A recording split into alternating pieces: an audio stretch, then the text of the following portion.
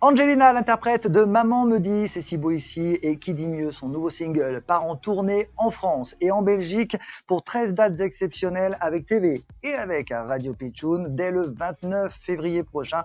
Elle est avec nous dans le club des Pitchoun, c'est Angelina. Angelina, bonjour. Bonjour. Comment ça va? Ça va super bien. En forme? En forme, super en forme. Alors on va parler de ta jeune carrière. Oui. Que j'ai divisée d'ailleurs en 4 parties. The Voice, l'émission bien évidemment, l'Eurovision, ton premier album et maintenant la tournée. Mais avant d'aborder tous ces points, si tu le permets, on va parler de ta jeune petite enfance. D'où te vient cette passion pour la musique, pour la chanson? Eh bien, depuis toute petite, je chante. Et mes parents, ils me voyaient tellement chanter tout le temps, toute la journée, à 24, qu'ils m'ont proposé, si ça me plaisait de pouvoir faire un cours de chant. Et j'ai dit oui. Et donc, j'ai fait mon premier cours de chant. Et j'ai trop aimé. T'avais quel âge? J'avais 7 ans, 6 ans. Ah, 7 ans. 6 ans, 7 ans. D'accord. Et c'est là, je savais vraiment que c'était ça que je voulais faire. On faisait des spectacles pour des associations. Et vraiment, j'avais adoré le fait de chanter devant des gens en plus et tout. Enfin, vraiment, j'avais trop aimé. Et après, on a passé des castings pour The Voice Kids. Alors justement, on va en parler. Un jour, tu as alors 10 ans. Tu décides de te lancer dans l'aventure The Voice Kids, qui n'est pas rien comme challenge, puisque d'abord, c'est TF1, 2, c'est Nico Saliegas. Moi, j'aime beaucoup Nico Saliegas. On le salue bien évidemment. Ce sont des millions de téléspectateurs. Comment t'es-tu fait repérer? Comment ça s'est passé justement? Explique-nous. Eh bien, en fait, c'était un casting dans ma région. Il y avait plusieurs castings dans toute la France et il y en avait un qui passait à côté de chez moi. Et donc, j'y suis allée. Et encore, on n'était pas encore sûr d'y aller. Enfin, on y est allé comme ça, mais sans vraiment... Tranquille. Tranquille. Sans pression. Enfin, si, moi j'avais toujours de la pression, mais on y allait comme ça. Limite, on n'allait pas y aller la veille, mais on est allé au dernier moment. Et donc, je suis montée, je suis passée sur scène. Et tout le monde, c'était dans un restaurant. Ils se sont tous levés et j'étais trop contente. Et ensuite, il y a eu des castings, encore des castings. Puis après, arrivé aux auditions à l'aveugle. Alors justement, qu'est-ce que l'on ressent lorsque l'on est sur une scène de télévision face à un juré hautement qualifié, bien évidemment, sur la première chaîne d'Europe, et ce pour la première fois? Eh bien, c'est vraiment incroyable. Surtout que j'avais 9 ans, donc je me rendais pas énormément compte de ce qui se passait sur scène et tout. Mais en tout cas, je me rendais compte que vraiment, j'avais énormément de chance et que... Tu t'en rendais compte de cette chance? Oui, je m'en rendais compte et là, je m'en rends encore plus compte qu'avant. Alors justement, tu chantes ta chanson, tous les jurés se retournent et malgré la présence de Matt Pokora, de Jennifer, tu choisis Patrick Fiori qui est plus de ma génération que de la tienne d'ailleurs. Pourquoi ce coach? Pourquoi l'avoir choisi? Je trouve qu'aujourd'hui, il traverse toutes les générations. Et moi, à The Voice Kids, quand je le regardais à chaque fois, je le trouvais trop sympa, vraiment trop sympa. Et pour moi, même avant d'arriver aux auditions à l'aveugle, en tout cas, je voulais trop choisir Patrick Fiori. Ah donc c'était déjà prédéfini, c'est-à-dire que s'il se retournait, hop, c'était lui. Voilà, c'était prédéfini, mais quand même, j'étais pas sûre. Je me suis dit, ça se trouve, je pourrais changer d'avis. Enfin, je sais pas, je me mettais pas la pression là-dessus. Et donc, il s'est retourné avec les 3 autres coachs. D'ailleurs, moi, j'avais tous les choix possibles. Et j'ai choisi Patrick Fiori. Et s'il ne s'était pas retourné, tu aurais choisi qui? Comme ça, de toi à moi, il n'y a personne. Je pense que j'aurais choisi... Enfin, je sais pas du tout, parce que... Ah, ça, c'est une question piège. Beaucoup Jennifer et Matt Pokora, donc... Bon, je sais pas. On va revenir d'ailleurs à Patrick Fiori. Tu as par ailleurs dit dernièrement à Faustine Boller, dans l'émission de Faustine Boller sur France 2, que Patrick Fiori avait été plus qu'un coach pour toi.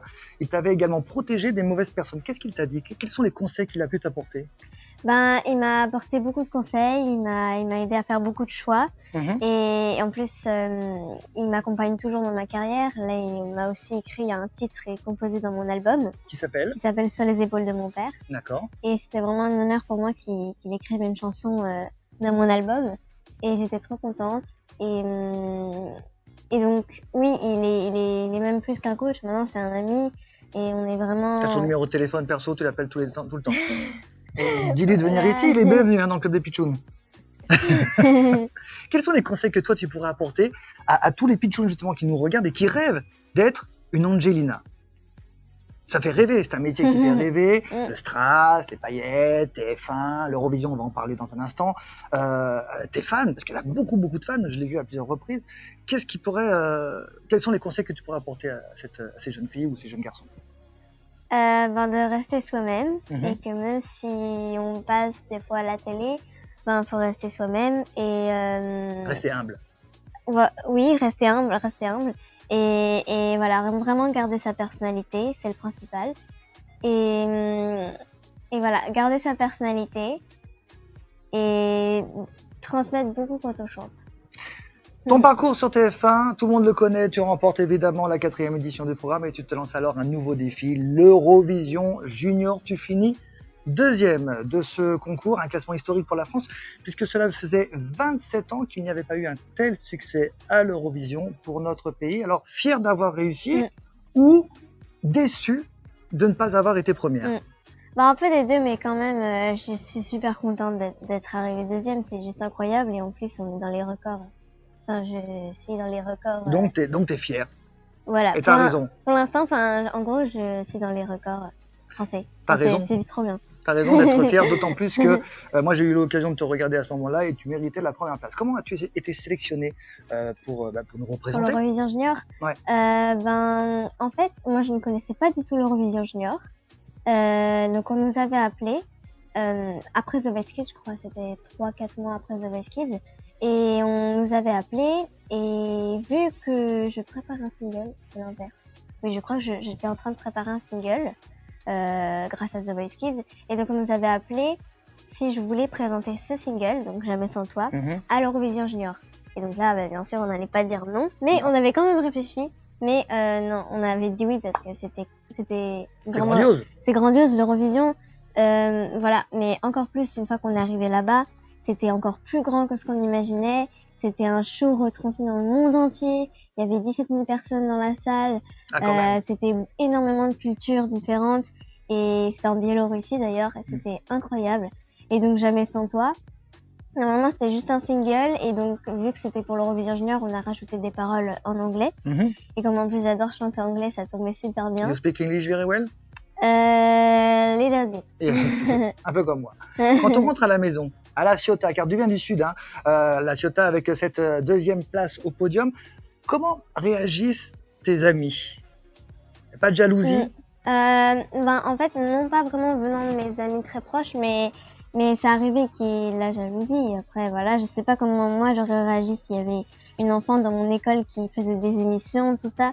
C'est pas trop compliqué par rapport à eux? Est-ce que tu leur en veux? Non, au contraire, je les excuse parce que moi, j'aurais pas j'aurais pas une réaction naturelle envers quelqu'un que j'ai vu à la télé, tout ça. Donc du coup, après, j'ai gardé mes amis de la primaire.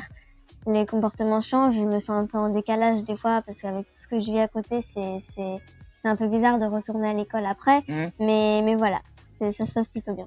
Un an après ton passage à l'Eurovision, c'est en 2019, pardon, 2009, t'avais 3 ans, tu enregistres ton premier album. Cet album s'appelle Ma Voix, dans lequel on retrouve donc tes plus grands succès, dont Qui dit mieux. C'est ton nouveau single lorsque l'on a seulement 12 ans à l'époque. Comment choisit-on les chansons que l'on va mettre dans cet album, dans ce disque?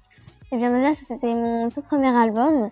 Et donc en fait, il m'envoyait à chaque fois des lignes de mélodies, c'est-à-dire vraiment des mélodies simples avec rien par-dessus. Enfin, c'est juste des accords. Et donc, on m'envoyait à chaque fois, on me disait si ça partait dans la bonne direction, de quoi je voulais parler dans mes chansons, est-ce que je le vois plutôt comme ça ou comme ça ou comme ça. Et moi, quand je voulais modifier quelques paroles, j'envoyais un mail, ça, je veux comme ça. Et donc, tu as un droit de regard sur ce que tu vas chanter. Oui. Par exemple, dans C'est si beau ici, tu parles de l'environnement. Moi, c'est une chanson que j'aime particulièrement. J'aurais presque envie de dire, je suis désolé, que c'est la chanson que je préfère de ton album. Aujourd'hui, pour les jeunes adolescents que tu représentes, évidemment, pour certains, qu'est-ce que c'est que l'environnement? Est-ce qu'ils ont peur? Que représente l'environnement, la planète, sa protection? L'environnement, c'est très important. Moi, c'est un sujet qui me touche énormément. J'adore les animaux, j'adore la nature, j'adore passer du temps dans la nature, tout ça. Enfin, j'adore. Mhm. Et me dire que y a de plus en plus de pollution, de réchauffement climatique. Et on en parle énormément en ce moment, avec beaucoup d'enfants aussi qui en parlent énormément aussi. Et donc, c'est important moi, si je peux donner ma pierre à l'édifice, C'est mieux. c'est super, ouais, C'est bien. voilà. Et donc, du coup, avec cette chanson, vu que je touche un large public, mais aussi surtout les enfants, des fois, qui ont 3 ans, et Mhm. ben, déjà, 3-4 ans, s'ils écoutent ces chansons, que déjà on leur dit la planète elle va mal, tout ça, et ça va réfléchir dans leur tête, et ils vont pouvoir aussi, eux, donner une pierre à l'édifice. C'est la continuité. Tu espères apporter une sorte de continuité aux enfants qui ont 3-4 ans aujourd'hui. Oui. Cet album, rappelons-le, s'appelle Ma Voix. Est-ce Ma que Voix. ta voix, V-O-I-E les enfants, est de faire de la chanson ton métier? Ta maman ne te dit pas parfois plutôt de faire un peu, de suivre tes études, d'avoir le bac? Ben, ça c'est sûr, moi, même pas besoin que ma maman me le demande. Elle est là-bas, c'est pour ça que tu regardes là-bas. Bonjour maman. Je trouve ça très important, et d'abord passer le brevet et le bac, parce que l'école, Ah oui, c'est vrai, quand même important pour mon avenir, et donc aussi pour avoir des connaissances. Et donc d'abord d'abord le brevet et le bac, et une fois que j'aurai terminé, je pourrai vraiment me concentrer que sur la chanson. Donc on est d'accord, tu veux en faire ton métier. Oui, vraiment la chanson, et aussi le cinéma, j'aimerais beaucoup. Ah, le message est passé, le clin d'œil est donné. On va parler de ta tournée, puisque c'est le grand moment. Ça y est, tu as rendez-vous avec tes fans dès le 29 février. C'est ta grande tournée qui va commencer d'ailleurs par ta ville natale, La Ciotat, le 29 février prochain, suivi de 12 dates supplémentaires, soit 13 en tout. On te retrouvera entre autres au Cadet, c'est dans les Alpes-Maritimes, à Bordeaux, à Paris, à Marseille, à Lille, à Lyon et même à Bruxelles, en Belgique, effectivement. Es-tu prête? Eh bien, oui, je suis prête. Ouais. On est toujours en train de faire des répétitions. Là, on va partir pendant 2 semaines. De répétition avant la première date à la Chaudronnerie, à ma ville natale. Et d'ailleurs, elle est complète, donc c'est trop bien. Ça, c'est cool. C'est une bonne nouvelle. Et voilà, donc je suis prête. Un peu stressée, mais franchement, j'ai vraiment trop hâte à l'idée de pouvoir partir en tournée, de voir vraiment mon public, de danser et de chanter, parce que j'ai des danseurs et des musiciens, et ça va être tout coloré, ça va être trop. C'est cool. Que va-t-il se passer précisément, justement? Quels sont les gros moments? Les surprises, allez un petit peu. Alors il y aura beaucoup de surprises. Ça va être très. Surprise, c'est une surprise forcément. Ça va être très coloré, très pop. Avec de la danse, et je vais chanter et danser en même temps avec des danseuses, et voilà. Tu feras des reprises? Tu feras des reprises, ou tu fais que l'intégralité de ton album plus des reprises, d'autres surprises, d'autres choses? Je fais l'intégralité de mon album, et dans mon album il y a 2 reprises. Ouais. Donc je vais bien sûr les chanter. Oui. Et il y aura quelques titres bonus aussi que les gens ne s'attendent peut-être pas encore. On l'espère en tout cas. Merci beaucoup Angelina de ta présence. Je te souhaite beaucoup de joie et de bonheur pour cette tournée et les années qui suivront évidemment. Et puis on te suivra, nous de notre côté, sur TV Pitchoun. On t'embrasse et on te dit à très bientôt. Salut!